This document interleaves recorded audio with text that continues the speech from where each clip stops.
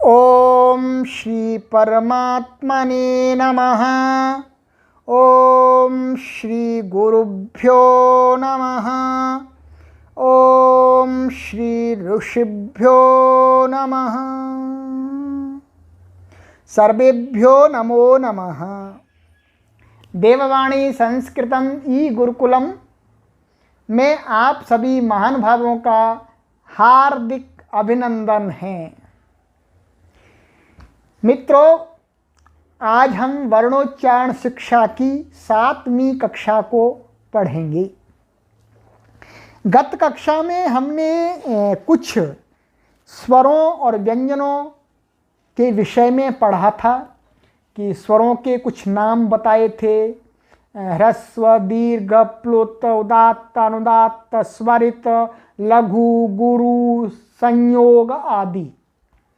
और यह भी बताया था स्वर किसको कहते हैं और क्यों कहते हैं, और व्यंजन को व्यंजन क्यों कहते हैं। ये परिभाषा बतला दी थी, अन्वग भवति व्यंजनम इति। अब हम उससे आगे चलते हैं। आज हमें इस पाणिनीय वर्णोच्चारण शिक्षा के माध्यम से पढ़ना है उच्चारण करने वालों के गुण।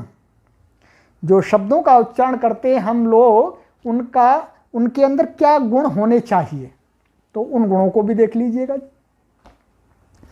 तो एक इन्होंने श्लोक दिया है, उसको पढ़ते हैं। माधुर्यम अक्षर व्यक्ति पदच्छेदस्तु सुस्वरः धैर्यं लय समर्थं च षडेते पाठक गुणाः। कहते हैं, सुनो पहले, 6 गुण हैं पढ़ने वालों के, उच्चारण करने वालों के। नंबर 1 माधुर्यम, वर्णों के उच्चारण में मधुरता। जब भी हम वर्णों का उच्चारण करें तो उसमें माधुर्य होना चाहिए, मिठास। और कहते हैं अक्षर व्यक्ति ही, और जो भी बोले वो प्रत्येक अक्षर अलग अलग सुनाई देना चाहिए। ऐसा नहीं कि मिला करके अक्षर बोल दें हम। और कहते हैं पदच्छेदस्तु सुस्वरः, पदच्छेद, और जो शब्द हैं, पद हैं, उनको भी हमें पृथक पृथक बोलना चाहिए। और सुस्वरः, और क्या है, उसमें सुंदर ध्वनि भी होनी चाहिए, स्वर के साथ में होना चाहिए, वे स्वर नहीं होना चाहिए। और कहते हैं धैर्यम, धैर्यता भी, धीरता भी चाहिए, धैर्य भी चाहिए जी। बोलते समय हड़बड़ाहट में नहीं बोलना चाहिए, धैर्यपूर्वक। और कहते हैं लय समर्थम च, और लय के साथ में बोलना चाहिए। कहाँ नीचा करना है, कहाँ ऊंचा करना है, कहाँ तेज बोलना है, कहाँ धीमा बोलना है, उस प्रकार से लय के साथ में। तो वही कहा षड एते पाठक गुणाः, ये 6 पाठकों के गुण हैं। तो हमें ये ध्यान रखना है, अपने वर्णों का उच्चारण इन गुणों के साथ में ही करना है, राइट। और आगे देखिएगा, कहते हैं स्वरों के उच्चारण में दोष, माने स्वर माने वोवेल्स जो हैं, उनके उच्चारण में कुछ दोष होते हैं। वो दोष नहीं हमें करने, पर उन दोषों का हमें बोध होना चाहिए। तो उनको बता रहे कौन से दोष हैं। ग्रस्तम, निरस्तम, अविलंबितम, निरहतम, अम्बुकृतम, नमातम अथो विकम्पितम, संदष्टम, एणीकृतम, अर्धकम, द्रुतम, विकीर्णम, एताः स्वर दोष भावना। ये श्लोक है महाभाष्य का। तो अब इसका अर्थ देखिए, कौन कौन से दोष हो सकते हैं और करते हैं लोग। कहते हैं ग्रस्तम, जैसे किसी वस्तु को मुख से पकड़ करके बोलना। कई लोगों को आपने देखा होगा, वो जब अक्षरों को, शब्दों को बोलते हैं तो ऐसा लगता है कि वो पकड़ पकड़ के बोल रहे हैं, निकलने नहीं दे रहे। पकड़ के रख रहे हैं शब्दों को। तो ये भी एक दोष है। और कहते हैं निरस्तम, जैसे किसी वस्तु को मुख से ग्रहण करके फेंक देना, अर्थात पकड़ के रखना, झटके से फेंक देना, तो इस प्रकार से भी वर्णों का उच्चारण नहीं करना चाहिए। एकदम पकड़ करके फेंकना, पकड़ करके फेंकना वर्णों को। और कहते हैं अविलंबितम, अर्थात शीघ्रता भी नहीं करनी चाहिए। और कहते हैं निरहतम, जैसे किसी को धक्का देना। निरहतम का अर्थ धक्का देना, तो ऐसे भी नहीं बोलना चाहिए कि शब्दों में धक्का दे रहे हैं, धक्का दे रहे हैं, चलो चलो चलो, ऐसे कुछ लोग बोलते हैं, तो वो भी नहीं होना चाहिए।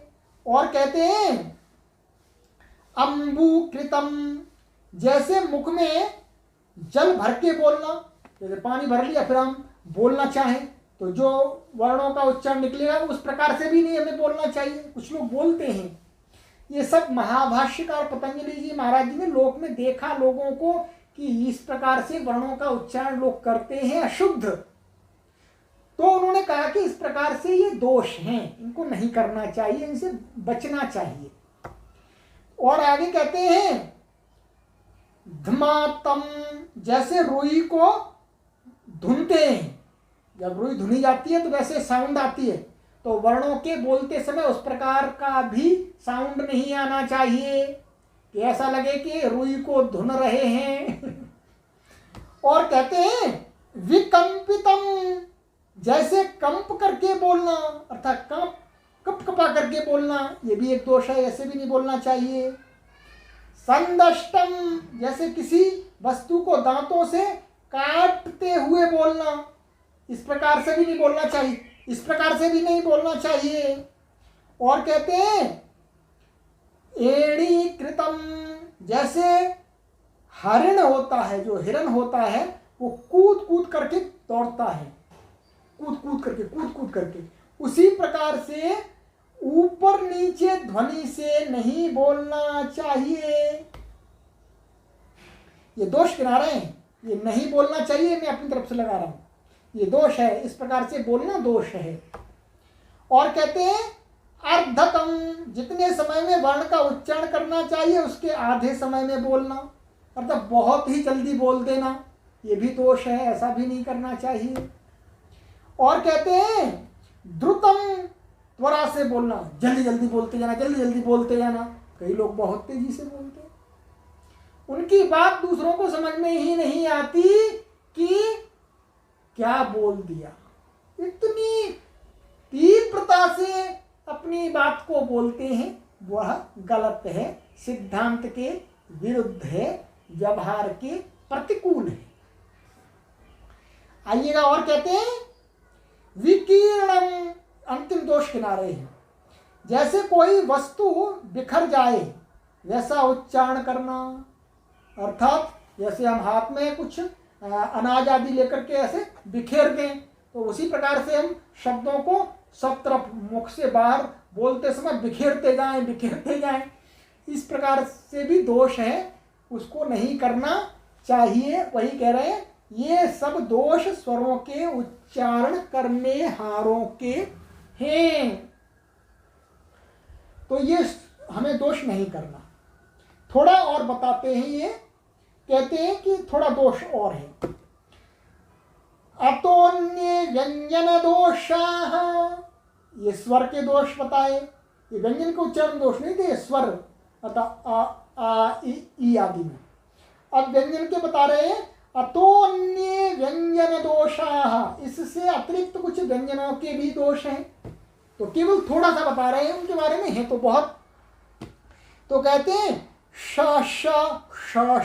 इति माभूत, माने तालव्य शकार के स्थान पर मूर्धन्य शकार ना हो जाए, इसका भी ध्यान रखना है। ये व्यंजन अर्थात श और श ये व्यंजन है, तो तालव्य के स्थान पर मूर्धन्य का उच्चारण ना हो। पलाशः पलाश इति माभूत, पलाश बोलना चाहे और हम बोल देंगे पलाश, तो वो गलत है। और कहते हैं मंचको मंजक इति माभूत, हम मंचक बोलना चाहे पर च की जगह हम बोल दें जी ज, ये अशुद्ध हो जाएगा। तो इसी प्रकार से और भी व्यंजनों के दोष हैं, अर्थात ये कहना चाह रहे हैं कि जो व्यंजन है उसी का उच्चारण करना चाहिए, उसके स्थान पर अन्य का नहीं उच्चारण करना चाहिए, यदि करेंगे तो दोष है। तो मित्रों, आज हमने इस 7वीं कक्षा में ये कुछ बातें जानी, अर्थात वर्णों के गुण भी जाने, वर्णों के उच्चारण करने में क्या गुण होने चाहिए, और दोष भी जान लिए। अब आगामी कक्षा से अब हमारा जो मुख्य विषय है पाणिनीय वर्णोच्चारण शिक्षा की सूत्रों का आरंभ होने जा रहा है। ये जो अभी तक मैं पढ़ा रहा हूँ आपको, ये महर्षि दयानंद सरस्वती जी ने महाभाष्य आदि ग्रंथों से वर्ण उच्चारण करने के संबंधी जो बातें हैं बताई गई हैं, उनका संकलन रखा हुआ है। ये आचार्य पाणिनि ने नहीं लिखा हुआ, और कुछ आचार्य पाणिनि के सूत्र भी दिखाए थे अष्टाध्यायी के, वो आचार्य पाणिनि के। तो ये महर्षि दयानंद सरस्वती जी ने इस पुस्तक को उपयोगी बनाने के लिए, सरल बनाने के लिए ना, ये सामग्री को आगे जोड़ दिया है, बहुत ही अच्छा। अब जो मुख्य सामग्री आचार्य पाणिनि की शिक्षा संबंधी है, उसको हम आगामी कक्षा से पढ़ेंगे, ठीक है। तो ये आपको ज्ञात होना चाहिए। अब हम इस कक्षा को यहीं विराम देते हैं और शीघ्र ही आपसे आगामी कक्षा में मिलते हैं। सर्वेभ्यो नमो नमः।